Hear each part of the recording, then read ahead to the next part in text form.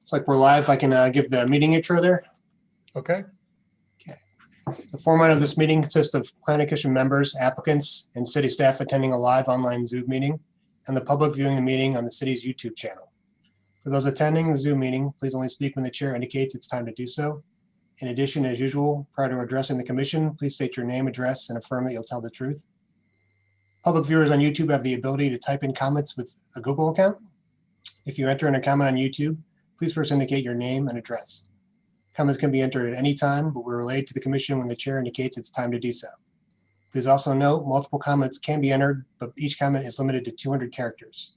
If you're having any difficulties commenting, comments can be emailed to me at adutton@worcesteroh.com. Finally, please also be aware there's an approximate 15-second delay between the Zoom meeting and the live stream on YouTube. That's all I have for now, and I'll turn it over to Mr. Armbruster to begin the meeting. Thank you. Good evening. This is the regular scheduled February 2021 meeting of the City of Worcester Planning Commission. This is a volunteer commission of Worcester citizens established to hear planning matters as specified in the City of Worcester's Planning and Zoning Code. My name is Chuck Armbruster. I am chair of the Planning Commission. Because these hearings are a matter of legal record, this meeting is recorded. We ask that if and when you speak loudly and clearly. We also ask that prior to speaking, each speaker gives their name and address and affirms to tell the truth. The application to be considered tonight is application number PC-21-04. On tonight's meeting, the applicants in each case will receive a notification of the commission's decision regarding their application. So we'll call the meeting to order. First item of business is the roll call. So please confirm your presence when your name is called, please. First is Kyle Adams. I'm here. Sheree Bronson. Here. Grant Mason.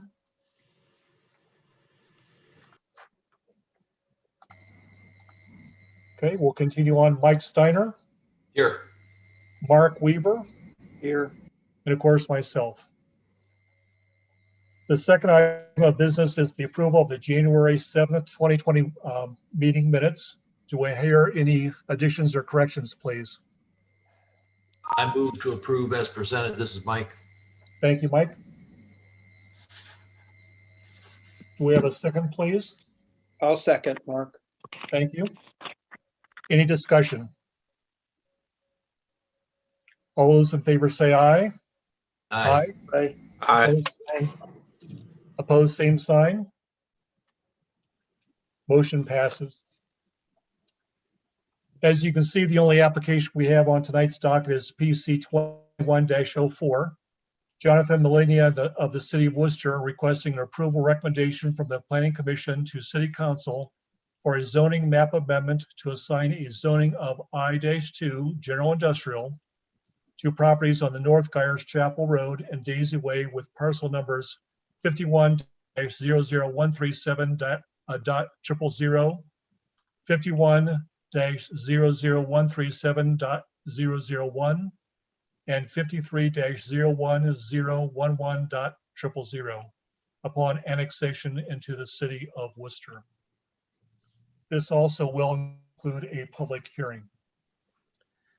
Is there an applicant representation representative present to outline the application, please?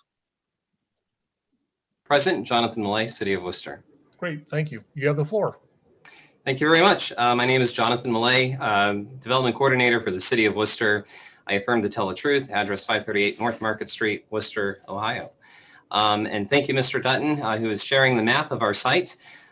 This is the expansion of Worcester's largest employment center, which today is essentially Old Airport Road, Akron Road corridor. And as time has grown, as time has gone on, and we have conducted several market analyses and explored our needs for economic expansion or ability to accommodate economic expansion, Worcester City Council has made the investment to acquire the property that you see before you on the screen this evening.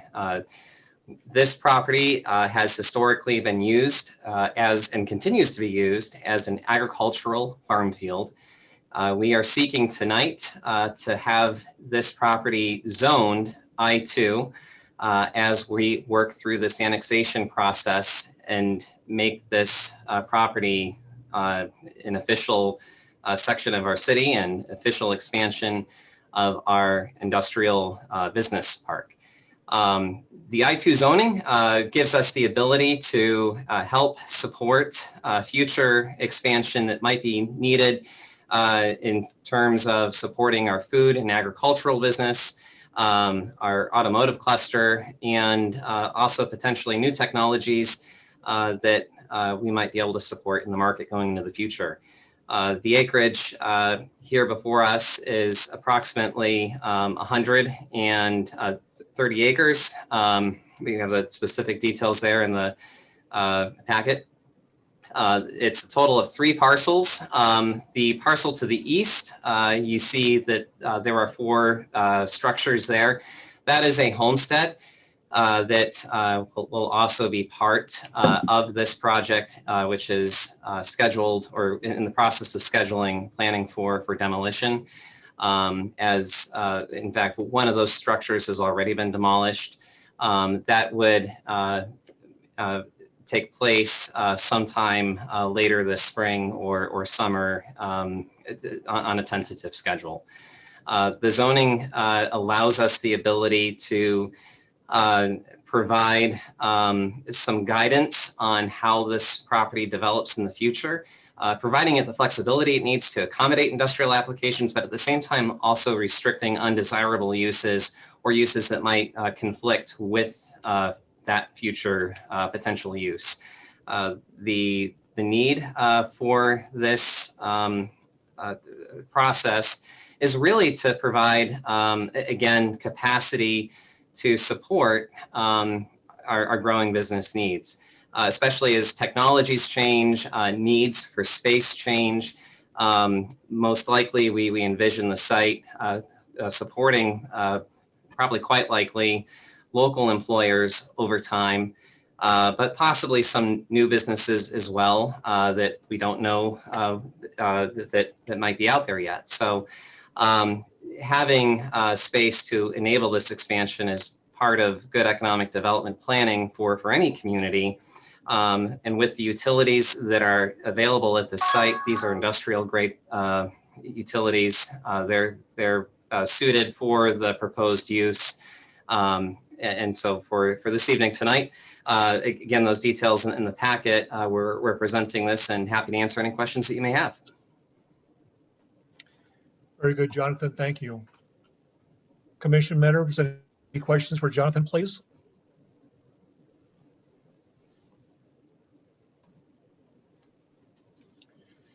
Andrew, I have just one. It doesn't necessarily pertain to this application this evening, but on the screen that you have up there, the map that's shown now, by chance, does it show the Bogner property that was mentioned in a letter earlier this week? Yes, that would be, I don't know if you can see my cursor there. We can. Southwest of the site, between the Daisy Way right of way and the existing I2. So if this property is zoned I2, it would kind of create an island where Mr. Bogner's property is. Okay, makes sense. Other questions, please? This is Mark. I have just a question of procedure. My agenda says this application will include a public hearing. And I want to make sure that if that's required, we're not skipping it. Yeah, that's next up. That's correct. Thank you. Okay. Anything else from the commission or from the city at this point?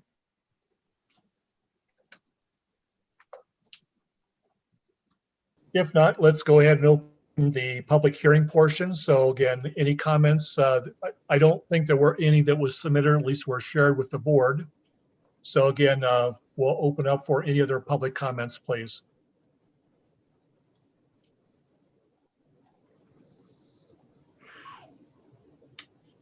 And I haven't received anything else at this point. I will note that the letter from Mr. Bogner is the property owner to the south, and he's was in his intention to rezone the property from I-1 to I-2. He didn't give an opinion on this zoning, but it was kind of just foreseeing what he might do in the future. Okay.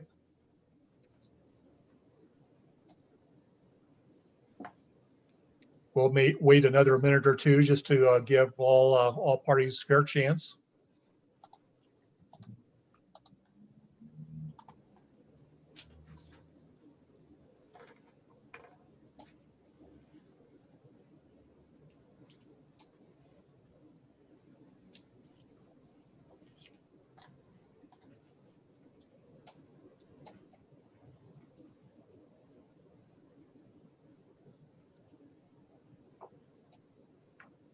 Andrew, I assume nothing else has been received? I have not. Okay. Last call for any comments relative to the public hearing, please.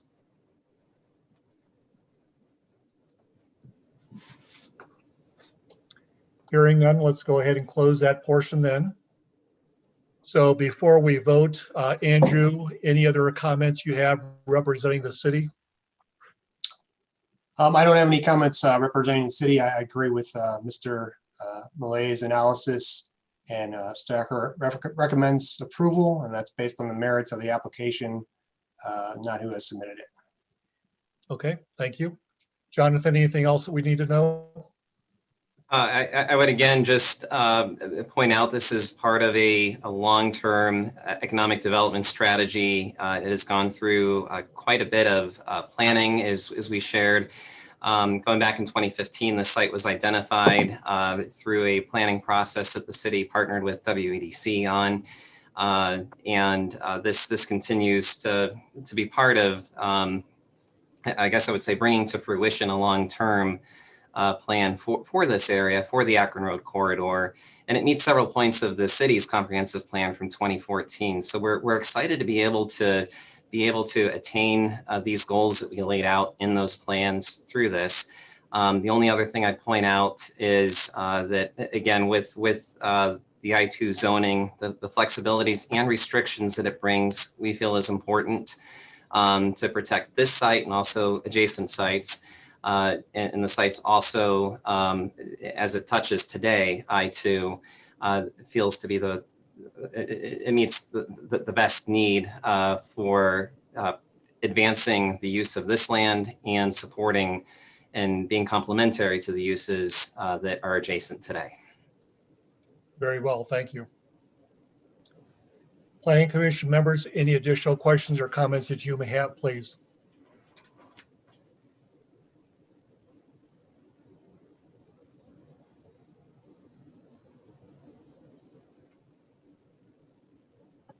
Hearing none, I'll just remind everyone that the zoning map amendment criteria in section 1103, or excuse me, 1105.03E1 of the planning zoning code is being considered by the upcoming vote. So that's on record. May I have a motion to move on this recommendation, please? Chuck, I'll bring forward a motion. Thank you, Mike. Is there a second, please? Second. That's Kyle. Very good. Any discussion on the topic before we vote, please?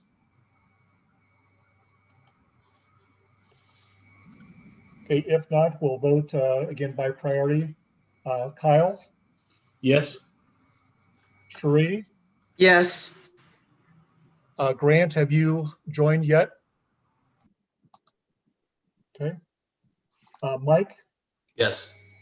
Mark, Finding that this is consistent with the comprehensive plan and with the zoning requirements, I vote yes. okay, thank you. And I vote yes as well, so it's unanimous by a vote of 5. Thanks very much, Jonathan.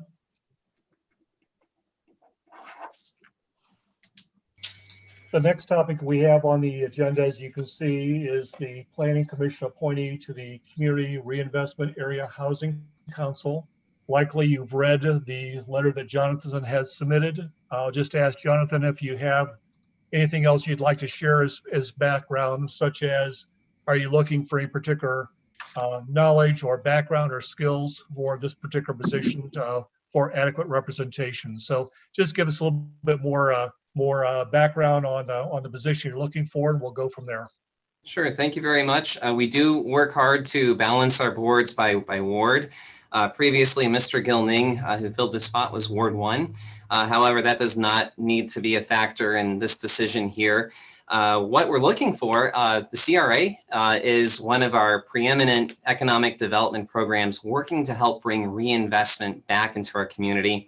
It does concern primarily Ward 1, with sections of Ward 2 is where this zone physically is located. But we're really looking for expertise and interest in planning in general. The state statute requires that a representative from a local planning commission be part of that for that reason. So I would say everybody here is absolutely qualified. We would love to have your participation. We promise we won't drag you through multiple meetings. More than likely, we'd be looking at a commitment of one meeting for about perhaps 30 minutes or so once per year for the next couple of years. It's a great opportunity to help guide us as administrators, and also the Tax Incentive Review Council, which is responsible for making recommendations to council on our abated properties. The Review Council does a review of the quality of individual properties that are receiving tax abatement to make sure that those properties are still contributing from the investments made. Primarily, a building may be receiving an abatement based on how they're for work that they did to upgrade their facade. And so this inspection process just makes sure that that facade is being maintained if it's going to be continuing to receive a special tax treatment. And then if there are any questions that come up, or especially when it comes to our individual homes, our CRA Housing Council serves as the board that hears appeals to decisions. When it comes to housing or single family or duplex homes, that is approved for abatement, much like a sign might be approved through the planning department. It's administrative. And so if there's a question or concern or an appeal to a decision, the CRA Housing Council is the body that's there to help act as the deciding body of whether or not an abatement should be granted or not, based on state law and the local law. So we haven't had that happen yet, but if it does, it's very important to have experienced people who are familiar with going through the processes that everybody here already is through the Planning Commission. So again, we very much thank you for your time, and hope that we'll have somebody here volunteer with us. Okay, very good. Any other questions or comments for Jonathan, please?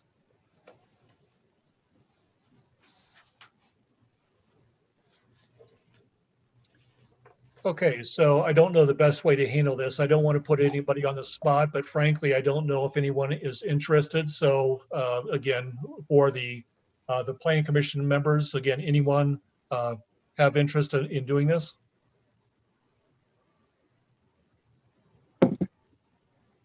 This is Mark. I'd be willing to do it, but since this is at the end of the year, I will be finishing my term on the Planning Commission. It might be better, they might be better served to have someone who would be multi-year. But if no one else is interested in doing it, I would do it until my term is up. Okay. Others showing interest?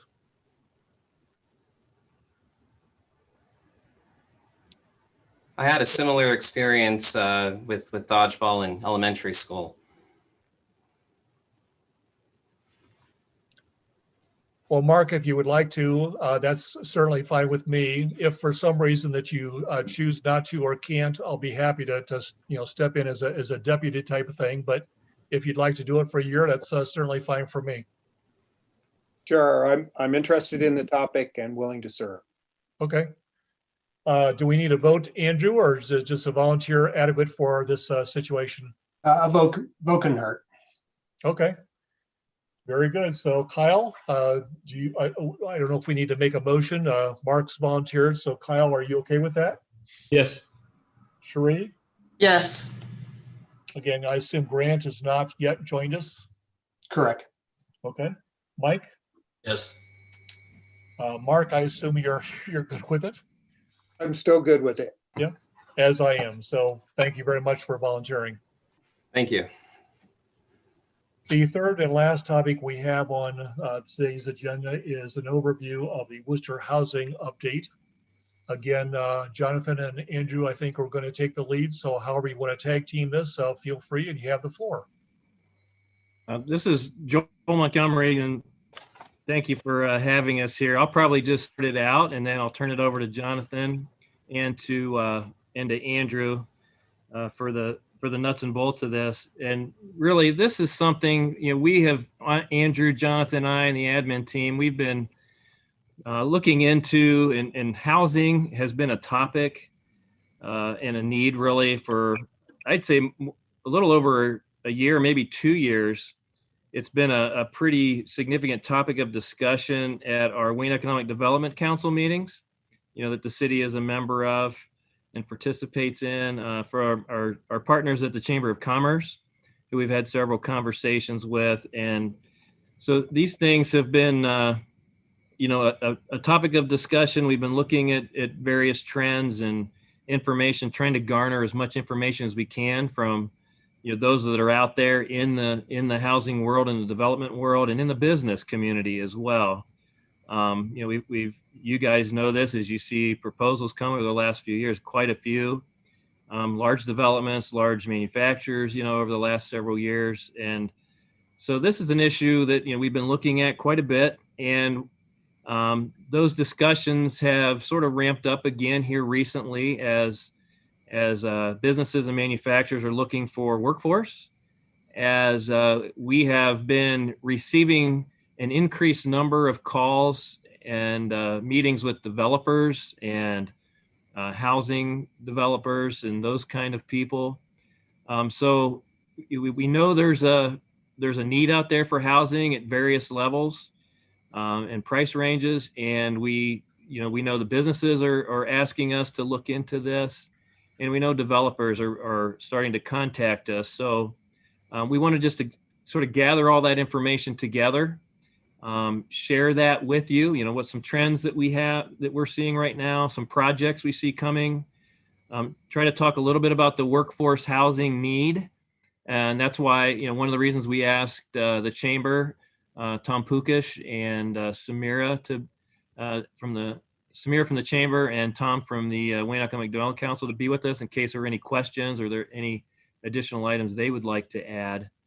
And we just wanted to present all that information to you as a planning commission, just because it's very likely you're going to see these types of developments being submitted, with some more frequency.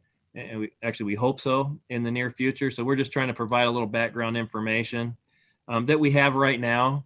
We'll obviously be adding to that as we get more feedback from our development partners and those out in the various aspects of housing as those become available to us. So that's really all we wanted to do, is just share information that we've been collecting over the last year or so, and share some current things going on.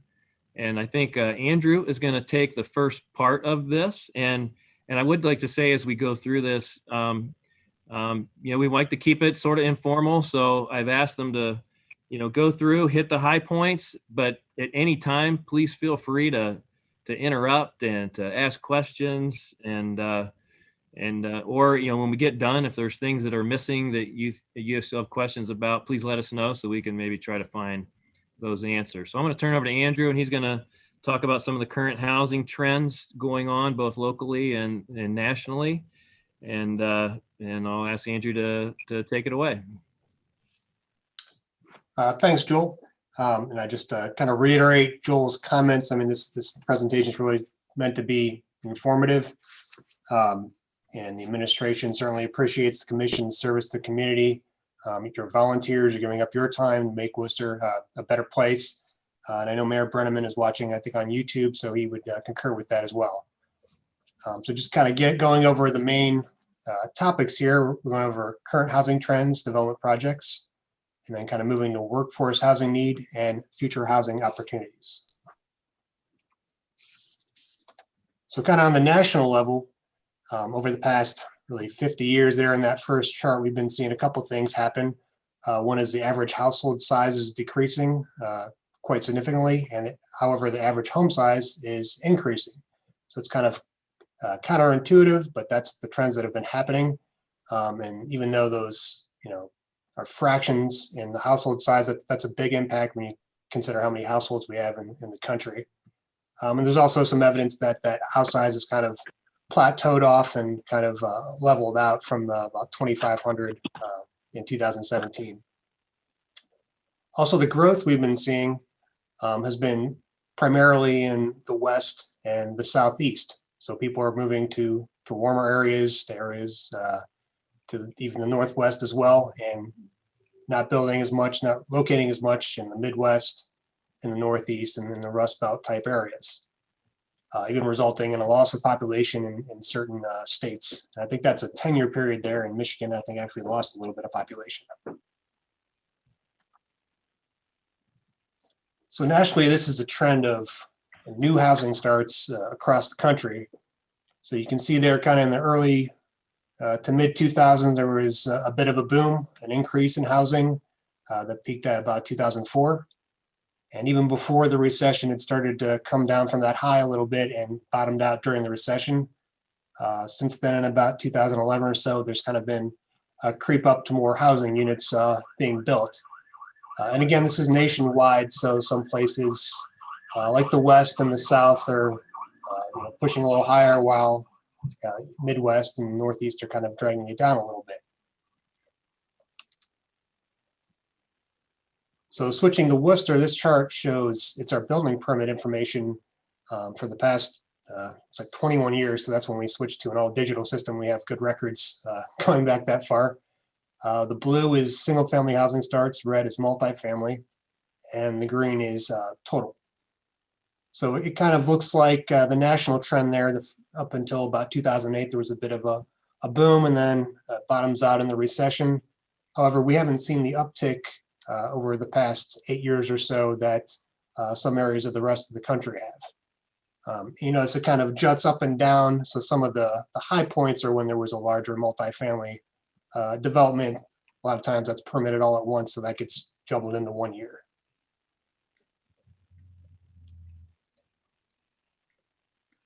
So continuing with the kind of the local trends here, as far as single family residential, we really haven't had a lot of new subdivisions in the past 3 years. No, all new subdivisions anyway.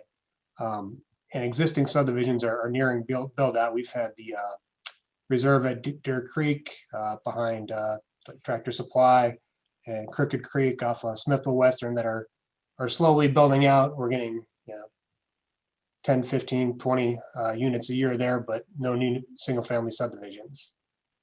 As far as condos, it's a little bit of the same. We have some build out of Wetherington on West Highland there, and some additional sections of that.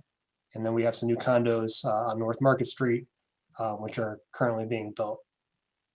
For purely apartments, Akron Roads, we've had that recent 52 unit, kind of mostly workforce housing development.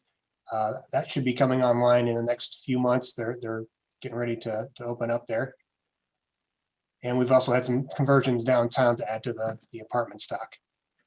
Kind of conversely, on the demolition side, we've had 22 demolitions of residential. Some of these were multi-units, and rarely were there new units constructed. And I guess I should mention this is over the past 3 years, all the data on this slide here. And you can see in the chart there, you've seen, 12 project applications in the past 3 years for residential projects. Generally, Planning Commission has been in support, 11-1 for approval to denial. Staff has been in favor of all of those applications as well. So we have seen support from both the Planning Commission and staff on residential development in the city. I also had some of those weren't built. Some of those were just, You reviewed them and approved them, but they didn't come to fruition.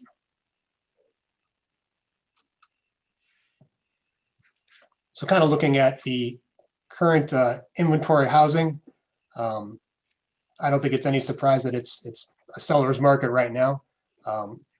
There's not a lot of inventory, and what's out there is not staying on the market for very long. So that data is from the Akron and Cleveland metro areas, which have 16 and 17 days respectively from listing to pending. I couldn't find data specifically for Worcester. I'm sure it's out there, but I would assume it follows that kind of trend, if not tighter than that. And then from our building permit data, so whenever you build a house, you have to put how much that construction value is, construction costs are. So the average over the past 3 years has been about $270,000 for a new home. And that does not include property acquisition. So you could probably push that up to near $300,000 when you include the property.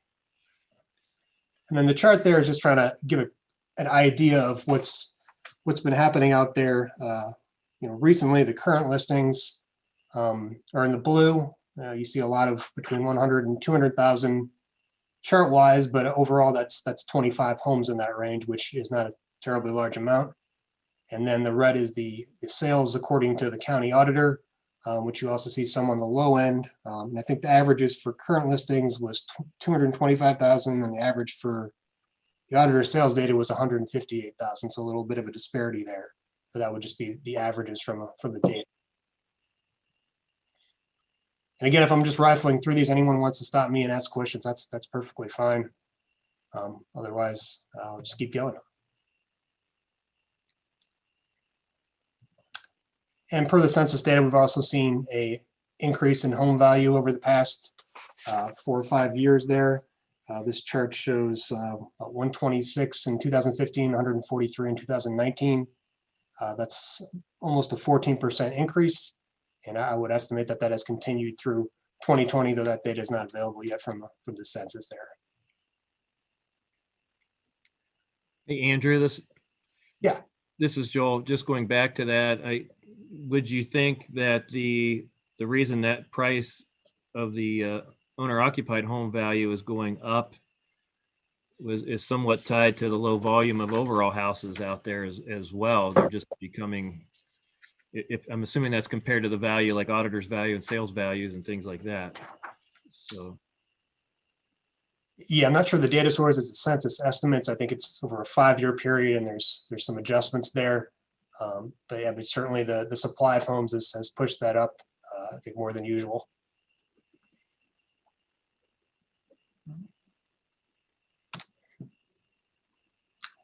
This chart just comparing Worcester and some area cities. We're looking at percent owner versus percent renter, median home price and median rent. So it's kind of ordered by percent owner, and then the average there is on the bottom. You can see kind of Medina, Wadsworth, Brunswick are more of commuter suburbs. They're higher owner occupied, higher home price, higher rent. So they're kind of in a different situation than we are. And kind of the middle and near the bottom is some communities which we're in our own micropolitan area. We have our own localized workforce. So we have a higher renter percentage. Our rent is a little bit lower than average. However, our home price is actually higher than the average of these cities.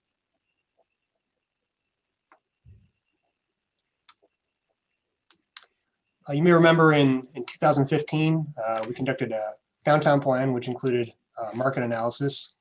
And it looked at our entire market for office, retail, and multifamily residential. Though it was focused on the downtown, the data that they collected in the report was applicable to the entire city. And it documented the need for 240, I believe it's multifamily rental units, not just multifamily units. And what they were looking at was as the most need was the moderate to upscaled priced rents with amenities. And this is all available on our website, both the downtown plan and the full marketing report if you want to read that whole thing. Though this was 5 years ago, it's my opinion that this still holds true, if not becoming more prevalent, more need for multifamily apartments.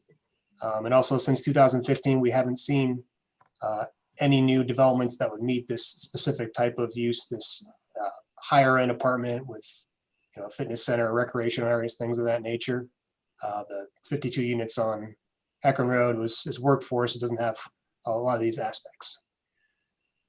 Hey, Andrew, just to follow up with that, we did have some discussion in the office about, you know, because this is a few years old, but interestingly, we've had several developers from out of the area, known developers that we know have done things here before, but also do things in other areas of the state, that were telling us that this is what they're seeing the market for, and why they're interested in coming to Worcester is for this exact type of apartment. And so it's just interesting that they're telling us basically that this data is still fairly accurate as far as the market and what they're seeing here in Worcester. Yeah, I'd certainly agree with that.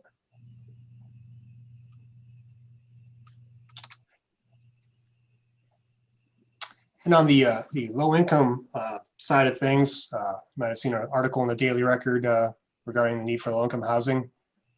It's a similar, you know, supply and demand situation. There's high demand and low supply of these low income units, both with federal housing vouchers and on the private market.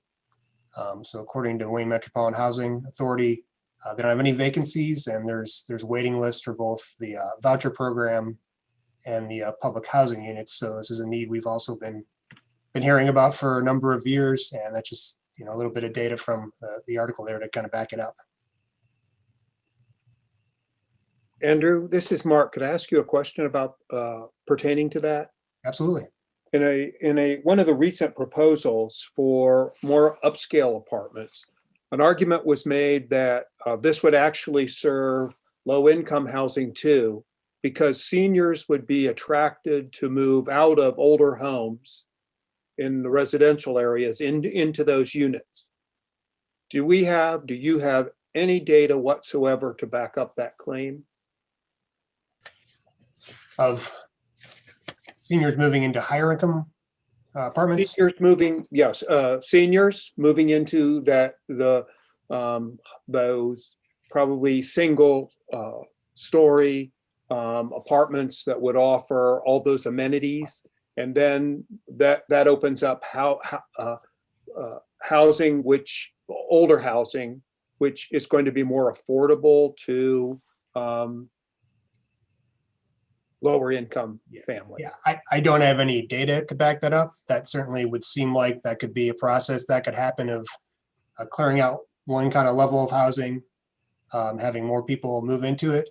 I know a lot of times when we talk to these developers, they're pretty certain they're not going to get a ton of families. They're getting kind of young professionals, seniors who want a different living situation with lower to no maintenance.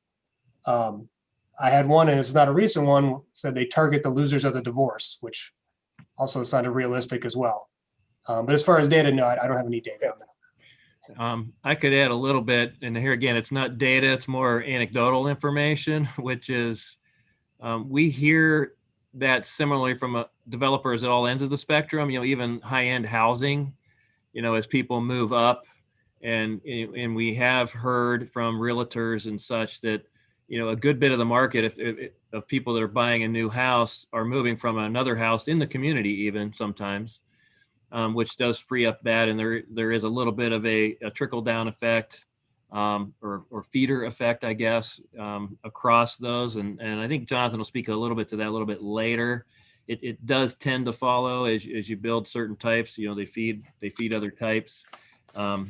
You know, what any specific data that I don't know, unless, you know, maybe some realtors, you know, could give us some of that kind of information. And we've that's something we've talked about, you know, with the chamber as well, and their board to possibly some of the realtors maybe that are members there could give us some of that information.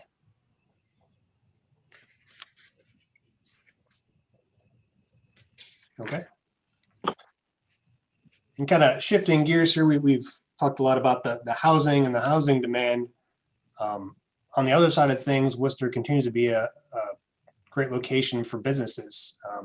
A lot of you have seen a lot of these new projects come through, which are a lot of good jobs here in the community, and good for the city. Everything from big projects like Gojo and Daisy to smaller projects like Akron Children's Office there on Friendsville Road, or AEP on Long Road. So we continue to have, maybe the past 5 years or so, we've had a lot of projects which have brought a lot to the community. So that's kind of reflected in this chart here. So this is total construction value. So this is the value of all construction in the city as recorded by our building standards division. What drives this a lot is bigger industrial or office or commercial projects. Residential plays into this, but that's where the lion's share comes from. And if you'll note, it kind of looks like up until the recession, a bit like the housing chart looked. It's pretty strong up until about 2008. It bottoms out. However, in our case, it's came right back up after the recession and has really been higher than ever. So we haven't seen a slowdown on this construction end of it that we have on the housing side. And a lot of times, all of these big jumps are for big projects. I think that top one there, that's 100 million was, I think, that was the year Daisy came into town, or I guess purchased their permit. So that's when that got recorded. There's a little bit of a downtick in 2020, but I think that could be COVID's effect there, and I would expect it to keep going at the current trajectory.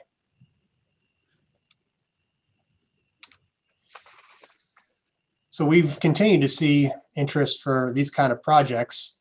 The Planning Commission has seen some of these, and they're coming to fruition soon. The Ray Building on North Market, Caliber Collision on Akron Road, warehouse space on Akron Road. But we're continuing to see interest in industrial and commercial projects that northeast of Burbank Road and Smithville Western. We're getting renewed interest from that Meyer Menards development. We've been discussing that with the developers again. I think, again, COVID had them kind of hit the pause button a little bit, and now they're back working on that project. As you just saw, we had a rezoning to the property there on Gyers Chapel and Daisy Way. That's a big opportunity for more industrial development. And we've also been, as Joel mentioned, discussing residential projects with developers as well. So we continue to see interest.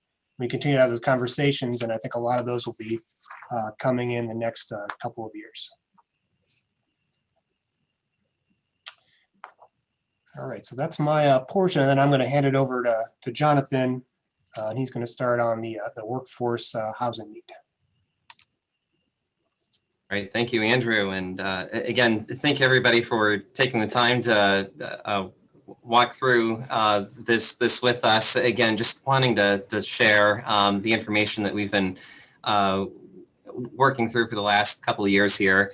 Part of the reason for my involvement is really as a development coordinator, I work more in government relations, working directly with businesses to either access resources such as grants or programs, or to navigate some of the development processes. And my initial background is actually being a realtor, so the housing piece is near and dear to my heart. And when we're working toward our economic growth, it's sort of like a fire where you have to keep fueling the fire. Even if you aren't looking to grow the fire, in order to keep it going, you have to continue to feed into it, because if you don't, eventually that fire dissipates.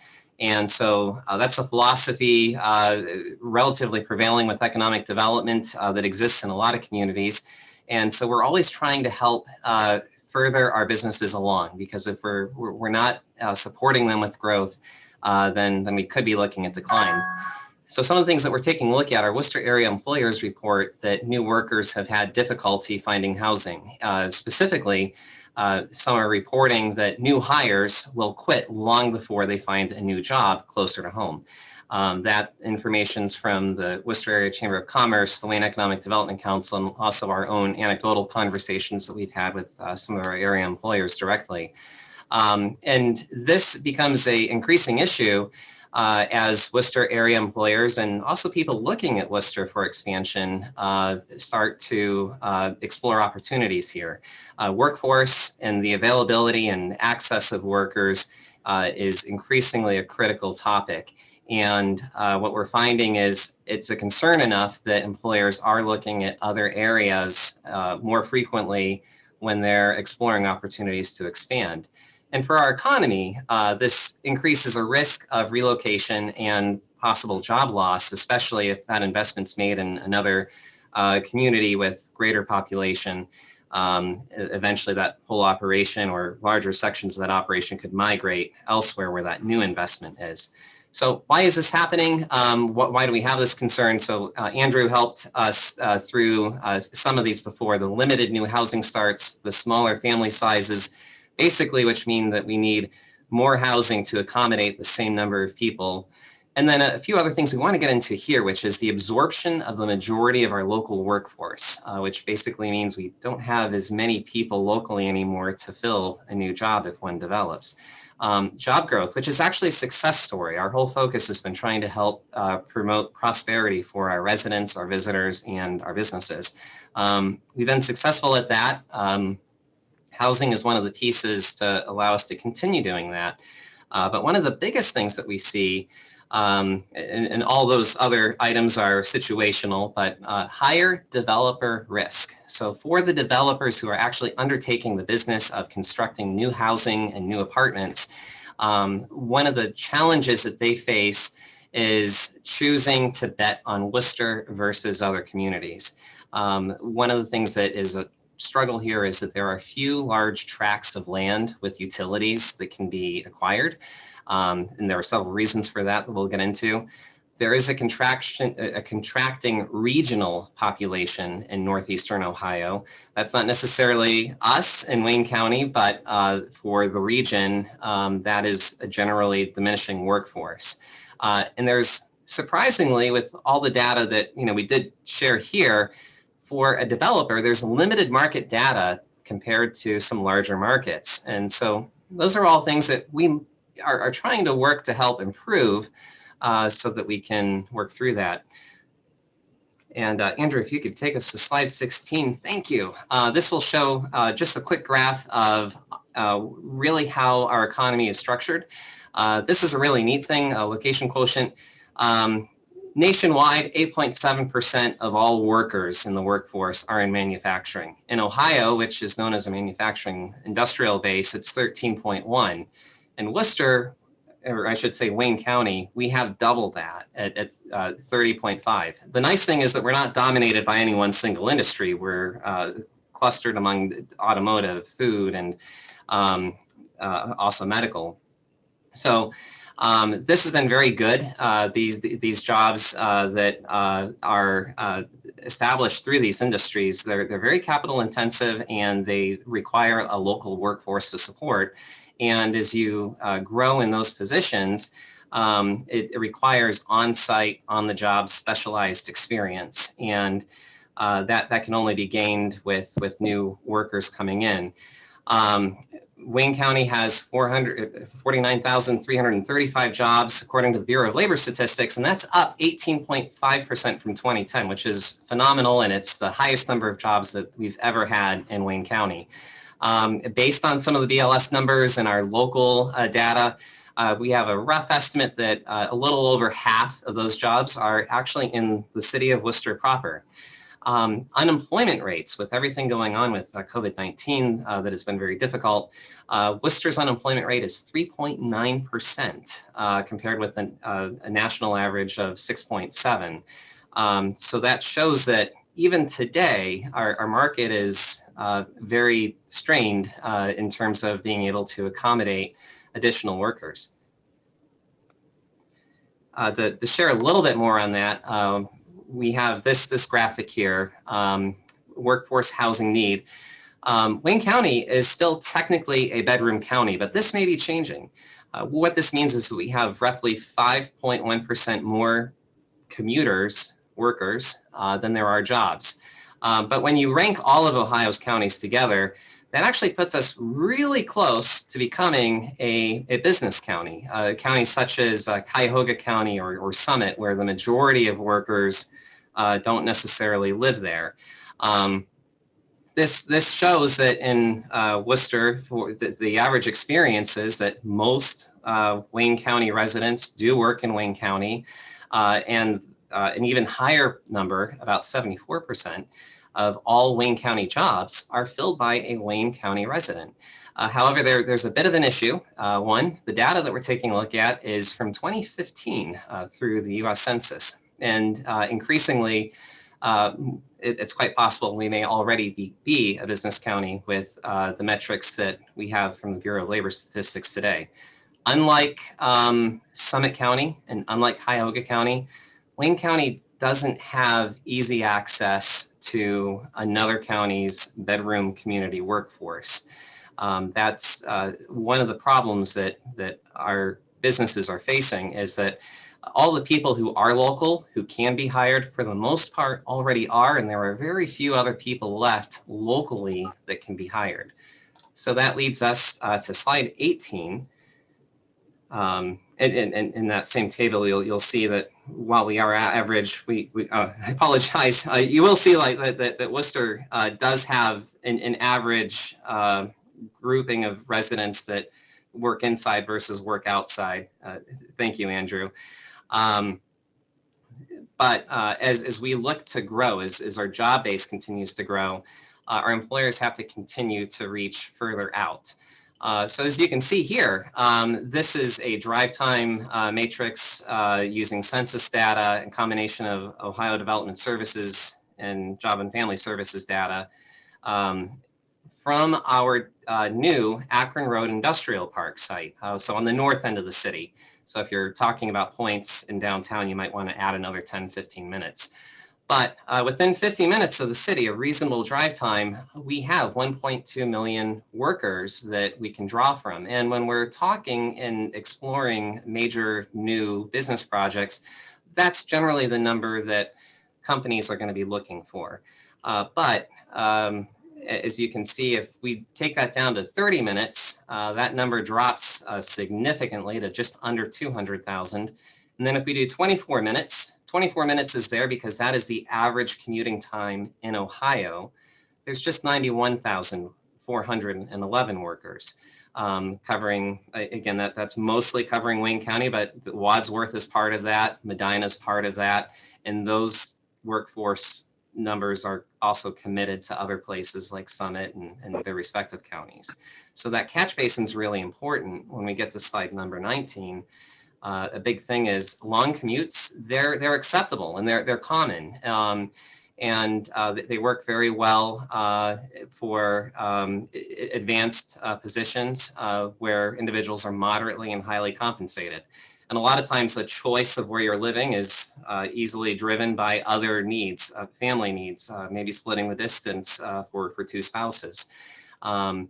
So we see that very commonly. That doesn't mean that it's not desirable to live closer, and it doesn't mean that we won't lose managers and advanced staff because they can't find local housing. But it does mean that it is acceptable to be looking beyond our boundary. But that, again, still creates an issue for those that want to be here locally. Long commutes are impractical for many entry-level and early career positions. And again, I want to emphasize these are generalities. So there's a lot of different perspectives that can come in here. But when we're taking a look at longer commutes for early career jobs, this is where we are hearing over and over again that employers are hiring individuals, investing substantial amounts of resources and energy into training them, only to lose them after several weeks, a few months, not because they find a higher paying job elsewhere, but because they find a job closer to where they live because they couldn't find a place in Worcester. Or in Wayne County, and I've got to emphasize it's a county issue, not just a city issue here. Is a lot of people, operate within that 24-minute commuting range. And again, it's not limited to just early career. There are advanced jobs where we find from employers that same experience plays out for advanced high-level managers. So what's the solution? Here as we move forward, what we're really trying to focus on is, the reality is our data shows that most all of our housing segments are deficient. And it kind of falls into two categories. Apartment housing is most pressing concern to meet early career and entry-level workforce needs. And again, based on what we're hearing from employers and seeing and other resources, is these are attractive to individuals in that category because the commitments are relatively short term, which we hear some individuals are concerned about making a big commitment to a company after in the wake of the Great Recession about 10 years or so ago. Lower maintenance, especially for small families or individuals, lower short-term costs, not long-term costs, but short-term, there can be some savings, and no down payment required. Single family housing, where you have the freedom to have your own unit, your own building, is a very pressing need for advanced level jobs. And again, we're finding from employers that higher opportunities are being lost because both these segments are missing. Moving into slide 20 here. Just wanted to give a quick breakdown when we're talking with regional developers, and I'm very happy to report that increasingly we receive more and more interest from regional housing developers because they are starting to look at communities like Worcester. But one of the things that we're finding are these developers are looking for actionable demand data, something that can prove that our market will work for them. And we end up in a chicken and egg situation. Essentially, most developers we speak with want to see another similar project be successful before they would move forward.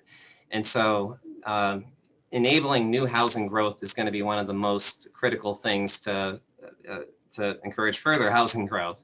The most likely source for this will be apartments. That's because of the current level of interest that we have received. We think that could be the direction. It could be single family as well, but also the volume.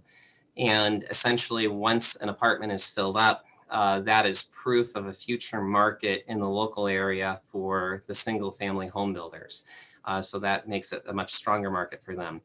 But that is all for naught if there are not attainable sites being ready for development that have utilities, approvals, and willing sellers. So if we can bring those two things together, a community ends up being able to help foster all of these housing markets that we're trying to meet, the single family and also the apartment side of it. Hey, Jonathan, if I could just expand on this a little bit. I know you're going to get here, but I think one of the reasons why we're seeing several developers approach us about some apartment or more multifamily type developments is because of the available lots, buildable lots that we have in the community right now. And I know Jonathan's got a map that shows some of these.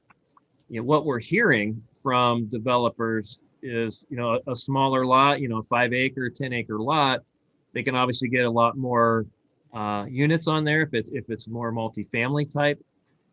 They know there's a market there and a demand for that. So we're seeing some of those, whereas some of the single family home developers, at least the ones we've been talking to recently, have indicated they want larger lots where they can get more units. You know, so we don't have hardly any of those or very few of those that are large, you know, like a 60, 70 home subdivision size lot. We don't have a lot of those that are also don't have challenges when it comes to site characteristics and slopes, or don't have some utility challenges as well as far as getting water and sewer there. So I think that's part of the reason. There's more lots that are more readily developable for apartments than there are for the large single family home development. So that's one of the things that I know Jonathan will get into, that we're trying to facilitate and make more of those types of larger lots available to attract some of those larger home builders. So sorry, Jonathan, just wanted to. Oh, no.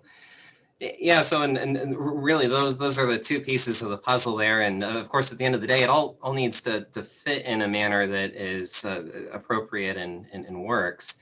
When we take a look at our future opportunities here, essentially, we have a documented need in the community. And our city has worked to prioritize attracting new and residential development and redevelopment. It's been a topic of the mayor's State of the City address. It's been something that I've personally put a lot of time into, as well as Andrew, and we have some resources here toward the end that could kind of highlight those a little bit. But part of that is reaching out to regional developers, local developers, and sharing our story as a community, and sharing the data that we have that they're not finding elsewhere. And really, though, for our strategy, focusing back on trying to create opportunities for prosperity. What we're really looking to do with the creation of housing opportunity is to be able to support all of our existing and future residents and our businesses that are creating these economic opportunities for our community.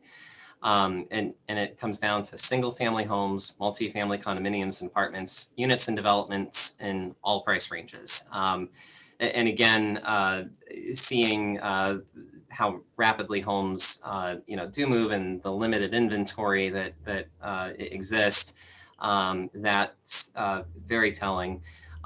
It's interesting too, just going online and taking a look to see what apartments might be available in the city. And there are very few there, just as there are very few homes that can be found on Zillow and Realtor.com, relatively speaking. But as we look to expand, again, as I said earlier, this is not just a city issue. This is a more larger community issue. There are steps that we can take in addition to working to market and educate developers about our opportunities.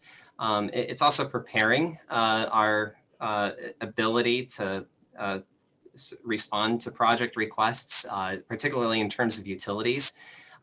There's a need to expand the city's facilities planning area. This is a location, it's basically a red line that the EPA designates. It's not been changed for about 40 years in Worcester. Unlike villages, Worcester has a sewer and water system that is capable of expansion, which can support single-family residential subdivisions and can support apartment development. These utilities enable density, so we can fit 6 homes on 1 acre, whereas out in some other areas where there are not utilities, it might be 3 acres to support just 1 home. Those utilities enable density, and that preserves farmland, which fits a major goal of the county's comprehensive plan, and is something that supports the character of our county by helping to retain that. So those elements together, working with other governments, and part of that would involve the Wayne County government, to expand that facilities planning area, and the EPA and regional governments. That enables us to be able to expand these utilities further out and support these types of projects that we're hoping can transpire in the future. Hey, Jonathan. Yes. So when developers come to you, they're going to come to you with a project, where they know, they're not going to come to you with a losing, business proposition on their side, right? So whenever you talk to the actual employers, our biggest employers in our county, do they prefer home ownership from their employees, or would they rather rental units, or is it pressing enough that, they don't care at this point? I would say that it's mixed. When we're taking a look at our manufacturing, it is more housing that is a combination of apartment and individual housing, limited to maybe up to 150,000. If we're talking single family homes, we're generally hearing between 100 to no more than 150 for um, for single family, and then probably a greater emphasis from what we are hearing on the apartment side, because that's necessary to get people into the marketplace to begin with. Those are the jobs that are most frequently lost because they find a job that's closer. But I would say that it's fair to say, depending upon the type of industry that you're speaking with, well, we do have some companies that also state that they're in need of higher end homes to be able to keep and retain expert talent, and that talent's absolutely necessary because that helps to build capacity in our local economic ecosystem. So I know that's not clear cut, but I would say apartment and lower priced housing is probably the most cited concern, but higher end housing, higher end apartment housing is also very frequently mentioned. Okay, Kyle, this is Joel. So, I think the quick answer is it depends on who you talk to, Mhm. which business it is. And I do know that Tom Pukish, who's in the meeting right now, I know he's in the process of doing a survey. I think to try to answer exactly some of those questions that you're asking. And I don't know if Tom, if it'd be okay with you, if Tom, if you've got anything you're willing to share, either data wise or just anecdotally from some of the, the discussions and meetings we've had with businesses as to what you're hearing out there, or Samir for that matter, from the members of the chamber as well. Yeah, I appreciate it. I'll chime in. Once again, Tom Pukish from Wayne Economic Development Council. Kyle, I think that was a great question that you asked regarding what do the businesses prefer, and Jonathan did kind of talk about it. I mean, there is a variety of answers and who you talk to. I think for the short term answer is I don't think they care. Because they just want them to establish residence, somewhere. If that's in an apartment, then that's fine. But I really truly believe in the long-term answer is they want them to be a part of the community. And if they're owning a home, then they will be part of it, and they will, they'll get more involved in a community, and their chances of them sticking around is going to be better. So they don't want to lose them. Outside the area. So I think that is important. The home ownership is something I think that really resonates with the local leadership here. So I love this discussion, and I'm just happy to be a part of it. Anytime there's a home, we're talking about housing, that's critical to economic development, and it's been touched on by many of the speakers here tonight that have talked. We've had so much success, and we're continuing to have success, and the community keeps positioning itself for businesses to continue to grow. But as businesses grow, job growth and population growth go hand in hand. And if it gets out of whack, then some of that success that we're having will get stagnated. So I like this conversation that we're continuing to talk about this and bring it into the forefront. We are gathering data and information as we speak. And we hope to be soon to be able to come back and kind of share some of the thoughts, some specific thoughts of our businesses, specifically the manufacturers who employ the most amount of people and are continuing to grow at very rapid paces. So great discussion.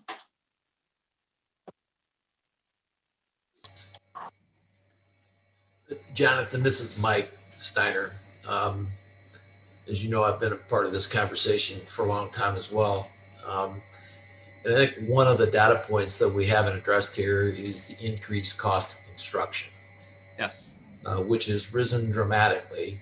And those $150,000 homes are almost impossible to entice a builder to create. That's correct. Margins. So as we look at how we're going to try to solve these problems, that becomes a part of the conversation, to say the least. Hey, Mike, this is Joel. I think that's absolutely why you saw that that price point, the average cost of a single family home construction in the last 3 years that we're seeing is $270,000. And that doesn't include the, the land they bought. So you're looking at the average price, to site and build a house is 300,000 or more. That's what we're seeing. And I think it's a lot of that is due to the cost of the materials. And I think that's also why we're hearing these developers on the single family home side say, I need to build like 70 houses to really make the profit work here, because of that high price of those materials, a smaller development, there's not going to be as much profit margin on just a few homes if they can sell more than those. So I think all that stuff sort of goes hand in hand. It seems to be sort of tying together, which is why we probably need a little more larger lots and land that they, to make available to make it a better business proposition for some of the housing single family home developers out there. I think this might be a great time for slide 22. This is actually segueing right into that. Here we have worked to try to identify sites that would support housing. The majority of these really would be great, more than anything for single family, especially given the larger sizes. Now, this doesn't necessarily mean that they're available, but they are suited for that. They have utilities or could be utilitied relatively easily. And so we're trying to share this information with regional developers on that. One of the other things that we're hearing, again, it's anecdotal, but it's been a concern among some developers, particularly single family home builders, that Northeastern Ohio in general is notorious as a difficult market, as opposed to Columbus or Cincinnati. So we're trying to make it as easy as possible to help share opportunities and help direct conversations to help developers explore these options. And so getting the information out is a big piece of this. But the other thing, again, as we talked about, is having the ability to extend our utilities to sites beyond what you see here is critical. That's not something that a city has the authority to do in Ohio. That's something that requires involvement from, again, the county government and government councils to be able to get permission to serve other areas that otherwise can't be served. So if we go on to slide 23, and I promise we're almost done, but I just wanted to give you a quick rundown of. Hey, Jonathan, yes. Before you go any further, just something real quick. It won't be more than 30 seconds. So that slide right there that shows some potentially developable sites. First of all, that is just one piece of a larger multi-page document marketing material. So each of those numbered sites, we've identified, what size they are, what's the zoning, is there water, is there sewer, are there wetlands, slopes, grade issues that we're using to market to various developers so we can show them these things. And unfortunately, these are just potential sites.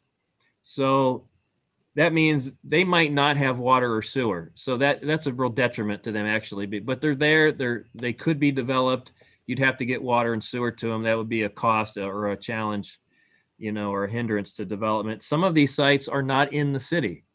A couple of the larger sites are actually adjacent to, but not in. So the homeowner or the property owner would have to annex in. And then water and sewer would have to be extended there. So, when you take all of those into account, that gets back to our previous point, which is there's not a lot of readily available right now water, sewer, large sites that would attract that larger single family home developer. But we wanted to put this together to try to show developers, hey, these could be, and are there ways we can work through some of those challenges to get water and sewer there, or annexed in, or maybe work with the county to get that facilities planning area, that EPA line moved so we can incorporate more of that lot to be sewered. So I just wanted to throw that out, clarify that a little bit.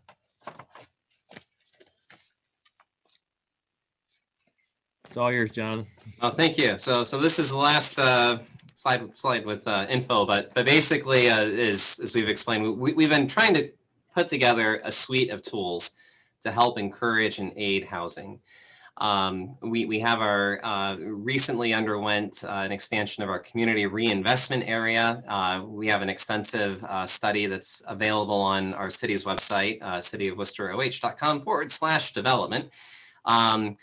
And this provides tax exemption on major upgrades or new construction within areas where there's a need for urban infill and where we've struggled to see reinvestment. This is critical because it helps preserve existing housing opportunities that are there today. It's also been used to support some development and redevelopment of some commercial apartment buildings as well, especially in downtown. Also on that same notion of trying to preserve existing housing stock, we participate and manage a CHIP grant. And actually the city does this. We are the applicant and coordinate this for the entire county, working with Wayne Metro Housing Authority.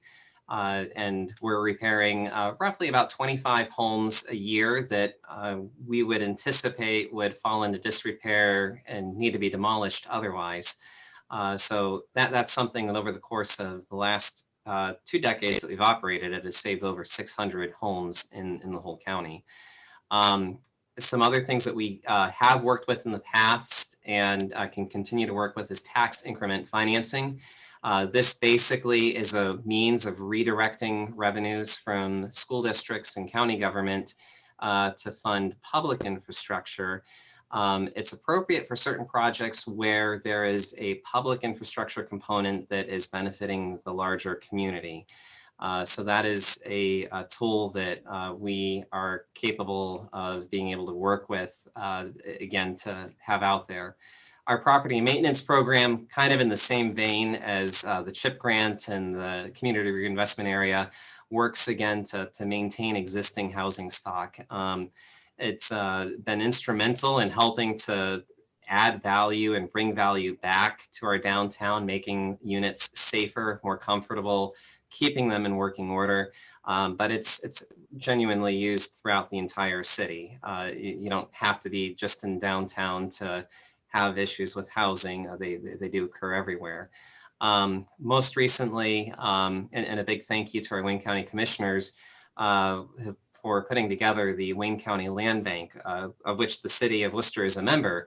This allows us to take tax delinquent properties and other properties that are essentially stuck.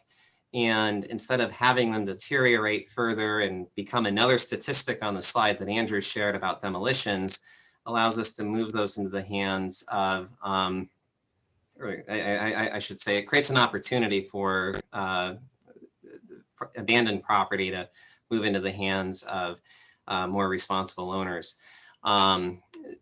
The other piece of it, as we are talking with developers, we share with them that we have a very comprehensive zoning code, again, just updated here the last couple of years, and that we do have means for allowing creativity through variances when it's appropriate, of course. So those are things that we're out sharing with developers to let them know that Worcester is a community that is wanting to partner and help grow and develop its opportunities for prosperity, and to be able to help support development, and at the same time trying to provide direction so it occurs in a meaningful and appropriate way. And if we go to the next slide, we just wanted to share where we get, I would say, the bulk of our data. There are several other resources out there as well, but some great information locally can be found at these specific sites. Bureau of Labor Statistics, Census Bureau has a tremendous amount of data, but also OhioLMI.com, Ohio Labor Market Information System. This is basically a group of statisticians who have actually a phenomenally great track record of putting together projections and distilling some of the national level data down into individual communities, such as Wayne County, and even the city of Worcester itself. That's how detailed that data gets. And you'll also see on there the reference that we have to our CRA housing study, which provides a lot of interesting maps if you just wanted to explore our community a little bit more on a parcel by parcel level, which I realize is something that everybody here does all the time anyway, but we put some pretty colors to it.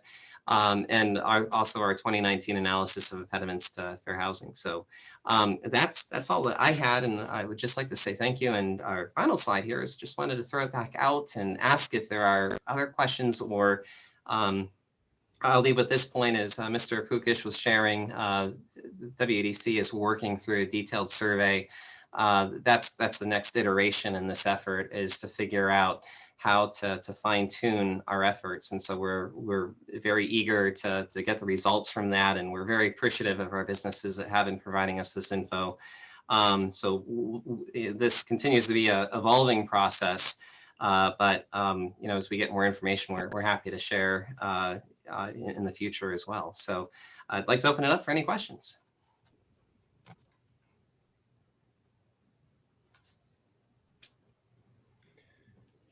Hey, Jonathan, I'd just like to thank you and Andrew for, you know, all the work you did in helping to put this together. I do want to thank Tom at WDC and Samira at the chamber, and you know, our goal is to continue to work, you know, with those agencies and members to gather data, like you said, Jonathan, fine tune. You know, I think our goal was simply to share information that we have with you on the Planning Commission, and hopefully show that, you know, I think what we're finding from all of those sources and partners is there's a need for housing. I think that's supported by some of the inventory data and some of the information we're getting from our businesses and manufacturers. I think there's a market for housing. We're definitely seeing some interest there, definitely on the apartment side too, but I think there are some limiting factors to people moving forward to meet that market demand that I think we talked about. And so we just wanted to share that, you know, the city administration is trying to look for ways. You know, our tools are limited. You know, we're not housing developers, or anything like that, but we can try to do things to facilitate, encourage that, you know, such as putting together some of that marketing information, helping to get utilities there, looking at, you know, maybe some zoning and variance type things that might help. So that was our goal, was to just share what we're hearing, what we know right now, and commit to continuing to share that information. And just to give you a heads up, I think you're going to be seeing some things coming forward, you know, probably over the next few years, based on the information that, you know, that we're hearing and seeing out there. So as Jonathan said, we're here to answer questions now or anytime you wanted to, you know, email or give us a call. We'd be happy to do that. I like the, thank the commission for listening to our presentation. It's also available on our YouTube channel. So Cherie, if you have any problem, putting your daughter down, you might want to just replay that. It seems to be doing the trick.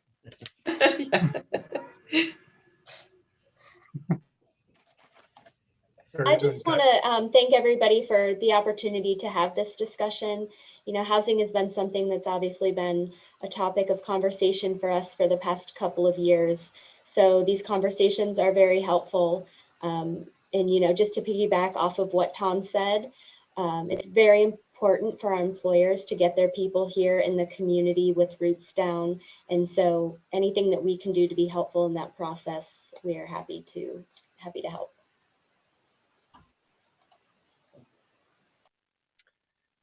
Very good. Thanks for the presentation. A lot of work was put into develop that. Planning Commission meetings, members, any additional questions or comments, please, relative to the presentation?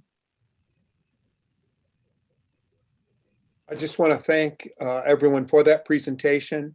I think that's very difficult in the Planning Commission in that we often look at a single case isolated from the big picture. And this was very helpful.